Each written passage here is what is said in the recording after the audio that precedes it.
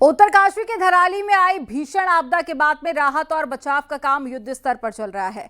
हर्षिल और धराली से लोगों को रेस्क्यू करके मातली हेलीपैड लाया गया है और आज अभी तक 175 से ज्यादा लोगों को मातली लाया गया है, जबकि अब तक 900 लोगों को हर्षिल और मातली से बाहर निकाला गया। आज रेस्क्यू ऑपरेशन का 5वां दिन है, तो वहीं CM Pushkar Singh Dhami rescue operation की पल पल की अपडेट अधिकारियों से ले रहे हैं। तस्वीरें आपको दिखा रहे हैं, ये तस्वीरें आप देखिए। रेस्क्यू ऑपरेशन काफ़ी तेज़ी के साथ में यहाँ पर चल रहा है और आज रेस्क्यू ऑपरेशन का 5वां दिन है। मुख्यमंत्री पुष्कर सिंह धामी हर एक पल की अपडेट अधिकारियों से ले रहे हैं। कल ग्राउंड जीरो पर भी सीएम उतरे थे और कई सारे लोगों से उन्होंने मुलाकात भी की थी और महिलाओं से बातचीत करके उनसे हालचाल भी जाना था। तो हेलीकॉप्टर से सभी लोगों को बाहर निकाला जा रहा है। उम्मीद है कि आज रेस्क्यू ऑपरेशन पूरा हो जाएगा। 900 लोगों को रेस्क्यू ऑपरेशन करके निकाला जा चुका है। अलग अलग जगह पर लोग फंसे हुए थे। तो धराली में आपदा आई थी, जिसके बाद से ही कई जिंदगियां फंस गई थी, रास्ते बंद हो चुके थे और अब कई रास्तों को खोला गया है।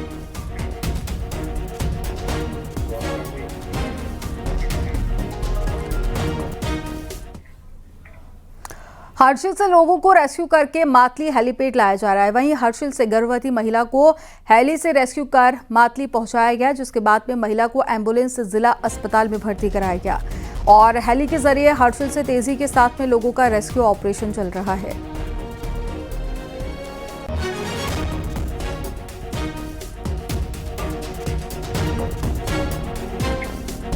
तो धराली में युद्ध स्तर पर अभियान चल रहा है। तस्वीरें आपके सामने। हेलीपैड लोगों को लाया जा रहा है और सुरक्षित घर तक पहुंचाया जा रहा है।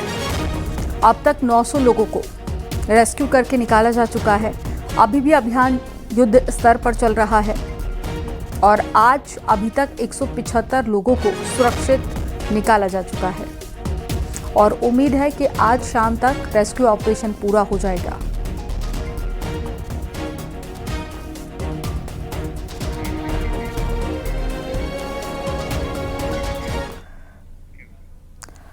धराली आपदा पीड़ितों के लिए हर्षिल और मातली हेलीपैड पर डॉक्टरों की टीमें तैनात की गई हैं, जहां पर घायलों और बीमार लोगों को फर्स्ट एड दिया जा रहा है और मातली हेलीपैड पर रेस्क्यू कर लाए गए लोगों का हेल्थ चेकअप भी किया जा रहा है। डॉक्टर से न्यूज़ 18 संवाददाता सुनील नवप्रभात ने बातचीत की है। डॉक्टर ने क्या कहा, आपको सुनाते हैं।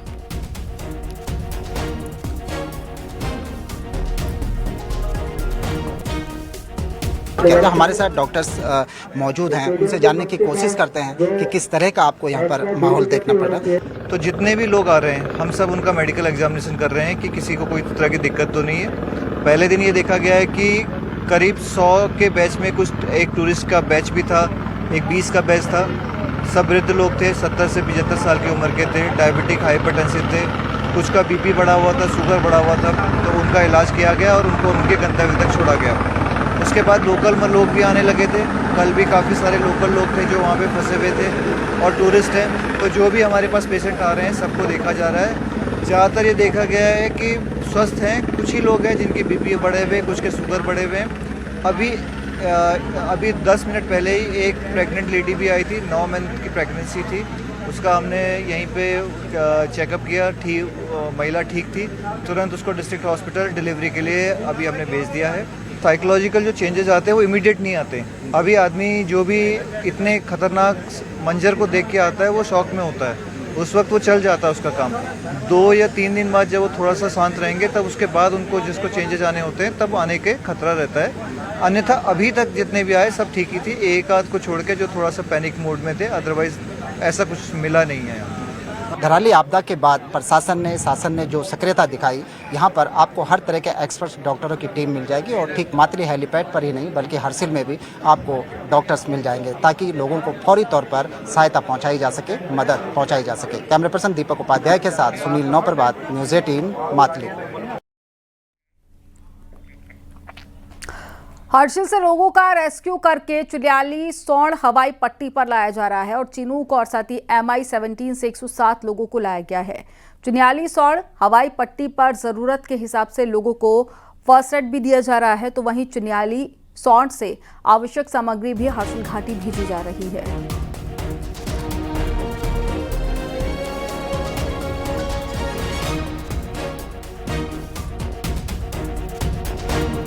प्रार्थना करने के लिए आया हुआ था। यमुनोत्री कर लिया, गंगोत्री में हम लोग फंस गए आके भूस्खलन के कारण।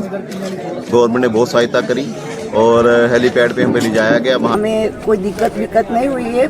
यह पहाड़ गिरा वो सब देखा, पर हमने सब पुलिसकर्मी भाइयों से बहुत अच्छा हेल्प किया है और बहुत अच्छी सुविधा मिली।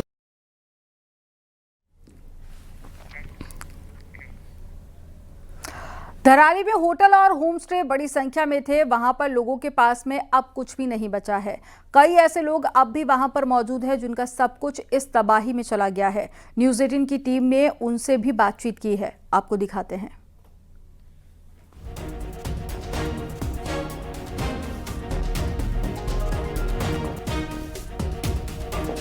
आने पे अभी हम हैं और जहाँ पे मैं खड़ा हूँ इसके नीचे भी कभी यहाँ पे गांव हुआ करता था, एक बसात हुआ करती थी, घर यहाँ पे हुआ करते थे, लेकिन अब ये पूरे मलबे में तब्दील देखने को आपको मिल रही है। यहाँ पे लोग थे, लोगों की जिंदगियां यहाँ पे चलती थी, लेकिन अभी आप देख सकते हैं खीर गंगा में आई आपदा ने पूरा तहस नहस कर दिया। यहाँ तक कि आगे एक बाजार हुआ करता था, वो बाजार पूरा अपने साथ ले गई। कुछ युवा यहाँ पे हमारे साथ हैं, ये वो युवा हैं जो यहाँ पे अपने होटल्स, अपने कारोबार इनके थे, अपने होटल ये चलाते थे, अपने ढाबे इनके थे। क्या नाम है आपका? मेरा मनीष सेमवाल नाम है और मैं यहाँ पे 2 साल से रहता हूँ और मेरा घर अपना उत्तरकाशी में है। अच्छा। और यहाँ पे मेरा लीज पे होम स्टे था और वहाँ पे मेरा ट्रैकिंग का सामान था जो अभी बह चुका है इस आपदा में। उन्हें सिटियां मारती है। हमारे पहाड़ों में क्या होता है कि विसल एक बहुत अलर्ट वाला हो रहता है, क्योंकि अब इंटरनेट इतने जल्द कोई कॉल नहीं कर पाता। कोई भी आसपास में गांव जो हमारे जहां तक नजर पड़ती है तो सिटी से लोग अलर्ट कर देते हैं। तो मुगबा जो सामने गांव, उन्होंने काफी सिटियां मारी थी, तो हम लोग अवेयर हो गए थे। तो काफी लोगों ने कहा नदी का फ्लो बढ़ रहा है, और नदी का फ्लो पहले भी बढ़ता था सर, वो ज्यादा नहीं पर थोड़ा सा ही बढ़ता था। तो मैं अपनी बात करूँ तो मेरे होटल पे था, सेब खड़ा था और नदी के जैसे विसल बजी, मैं नदी की तरफ देखने के लिए आया कि कितना नदी का फ्लो बढ़ा, क्योंकि मुझे आइडिया बिल्कुल नहीं था कि इतना मंजर एकदम से वो सडन हो जाएगा। तो जैसे ही मैं थोड़ा आगे बढ़ने की कोशिश करी थी, तब तक लोग भागते हुए हमारे साइड अपोजिट दिशा में मेरे साइड आ रहे थे। तो मेरी जैसी नजर हल्की सी ऊपर पड़ी, मैंने कहा थोड़ा देख लेता हूँ ऊपर जरा। तो मतलब इस तरह से दिखा कि वो मंजर कोई जैसे भयानक कोई राक्षस होता है, वो पानी का फ्लो था ही नहीं। वो इतनी हाइट पे था कि मैं तिमंजला होटल के नीचे पे रोड पे था, वहां से भी वो हाइट पे दिख गया था, यहाँ पे जो आप पीछे देख रहे हो ग्राउंड पे। तो मैं बस अभी जान बचा पीछे से भागा जैसे तैसे करके। जो लोग थे, इनफैक्ट मेरे साथ एक आगे भी टूरिस्ट भी थी और मुझसे काफी बातें चलते, हमारे होटल में खाना खाती। मैंने उनको बचाने की कोशिश भी करी, मैंने उनको कहा चलो मैं भागो, पर वो समझ नहीं पाए, बौखला के वहीं पे वो भी अब नहीं रही, वो भी दब गई मलबे में। तो बस 5-6 सेकंड का फर्क रहा होगा, हम बहुत मुश्किल से बचे सर। बिल्कुल सेकंडों का मंजर था और सेकंडों में कई जिंदगी भी तबाह हो गई है। आप ये जो खीर गंगा देख रहे हैं, ये खीर गंगा जो बताई जा रही है, अभी जो युवा यहाँ पे हमने बात की, इन्होंने कहा कि ये कम से कम 30 से 40 फीट ऊपर आ गई होगी, शायद इतना ही है ना, 50 फीट। तो 50 फीट यहाँ नीचे हुआ करती थी, लेकिन वो मंजर इतना खौफनाक रहा कि आज आप देखिए कि खीर गंगा की जो पानी की जो नदी की धारा है वो बिल्कुल सामने हमारे दिख रही है। यहाँ पे पूरा एक गांव, एक बसात हुआ करती थी। और सबसे बड़ी बात जो तस्वीरों में भी हमने देखा, जो ये युवा बता भी रहे हैं कि वहाँ सामने आप ये जगदीश उप्रेती से मैं कहूँगा आप दिखाएं, जगदीश जी, वो सामने वो पानी की जो नदी की धारा जो उधर बह रही थी, वो पहले शायद उधर नहीं थी, वो पहले जो धारा आती थी आपकी यहाँ से अंदर के लिए घुस जाती थी।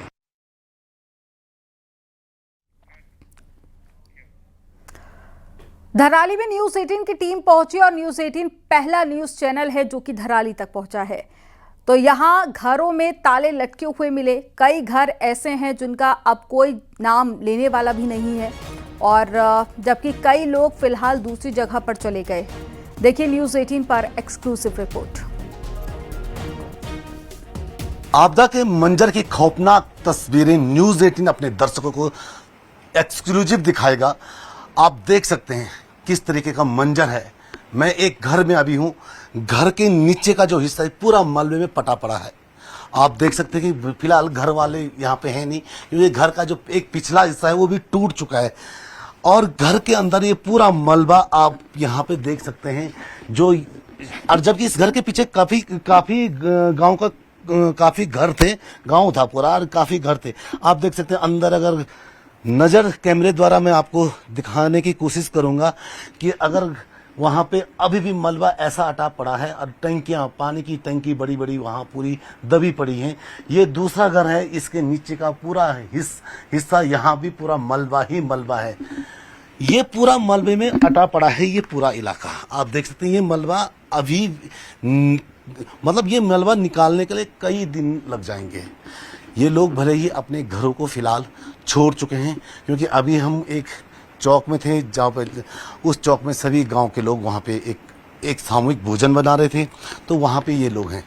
तो शायद इस घर के लोग भी वहीं होंगे, क्योंकि घर अब रहने लायक फिलहाल बचा नहीं है। घरों में लटके ये ताले, तबाही का ये मंजर, मेरे पीछे ये टंकियाँ और ये घर पूरे दबे पड़े, अटे पड़े हैं मलबे से। मैं उस इलाके में खड़ा हूं धराली के, जहां पर तबाही का ये मंजर देखने को मिल रहा है। इस खौफनाक मंजर के बाद ये लोग जो इन घरों में रहा करते थे, जिनके ये घर हुआ करते थे, ये कहीं ना कहीं अभी भी खौफ में हैं। उत्तराखंड के पौड़ी और उत्तरकाशी जिले बारिश और बर्बादी की वजह से पूरे देश में सुर्खियों में बने हुए हैं। लेकिन हैरानी की बात तो यह है कि इस मॉनसून सीजन में इन दोनों जिलों में भारी बारिश तो दूर, सामान्य बारिश तक नहीं हुई है। यानी सिर्फ बारिश ही नहीं बल्कि दूसरे कारण भी इस तबाही की वजह है। आपको रिपोर्ट में दिखाते हैं।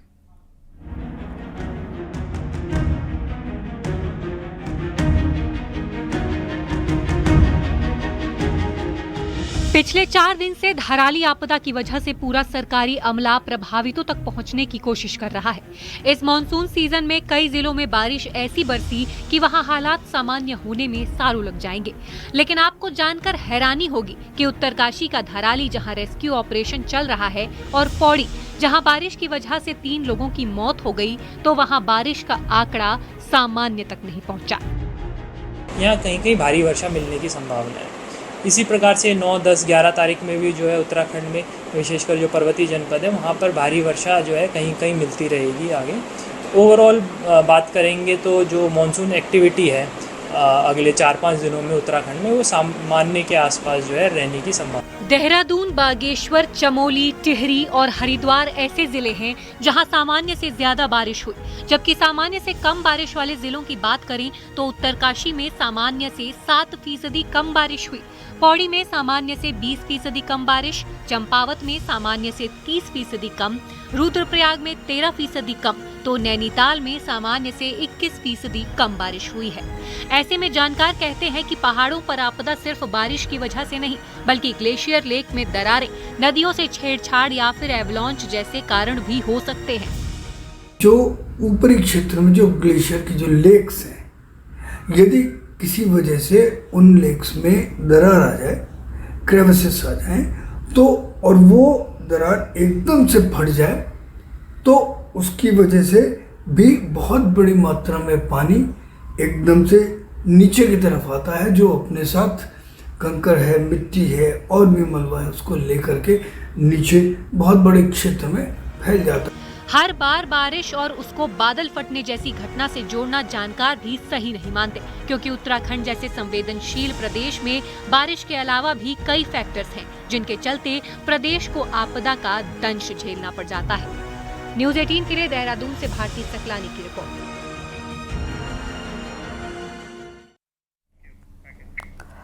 आसमानी आफत ने उत्तरकाशी के धराली को पूरी तरह से निगल लिया है। धराली की तर्ज पर उत्तराखंड की दर्जनों इंसानी बस्तियां बीते सालों में जमींदोज हो गई हैं। इतिहास पन्नों में समा चुके ऐसे ज्यादातर बस्तियां नदी नालों के किनारे बसी थी। ऐसे में ताजा हादसों के बाद में ये बहस तेज होने लगी है कि आखिर पहाड़ के लोग अपने पूर्वजों की सीख पर कब अमल करेंगे।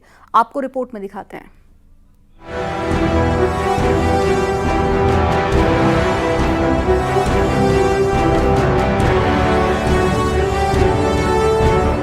पिथौरागढ़ का खोतिला हो या फिर उत्तरकाशी का धराली, नदी किनारे बसने की इन गांवों ने भारी कीमत चुकाई है। इन्हीं की तर्ज पर गढ़वाल से लेकर कुमाऊं तक सैकड़ों ऐसी इंसानी बस्तियां हैं जो कभी भी जमींदोज हो सकती हैं। लेकिन ऐसा पहले नहीं था। आजादी से पहले पहाड़ के गांव नदी और नालों से दूर बसा करते थे, जबकि नदियों के किनारे सिर्फ खेती हुआ करती थी।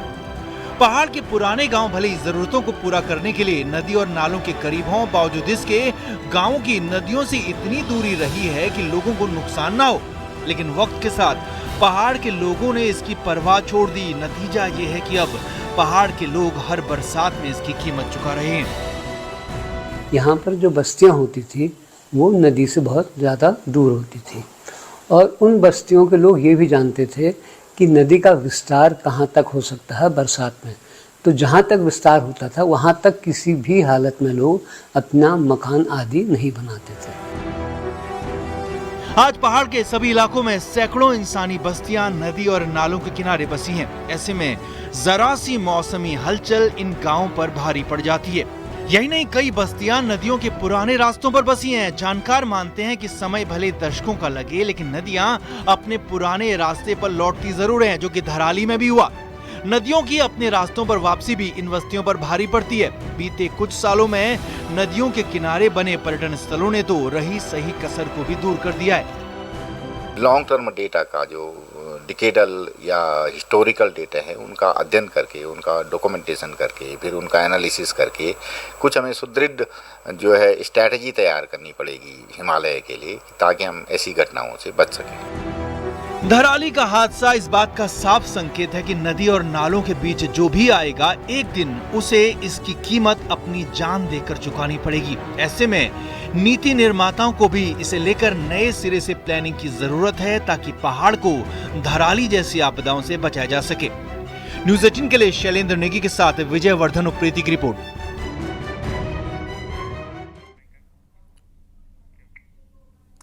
चमोली में पीपल कोटी के पास में हाईवे खुल गया है, जिसके बाद में यात्रियों ने राहत की सांस ली और सड़क खुलते ही बद्रीनाथ और हेमकुंड के लिए यात्री रवाना कर दिए गए हैं।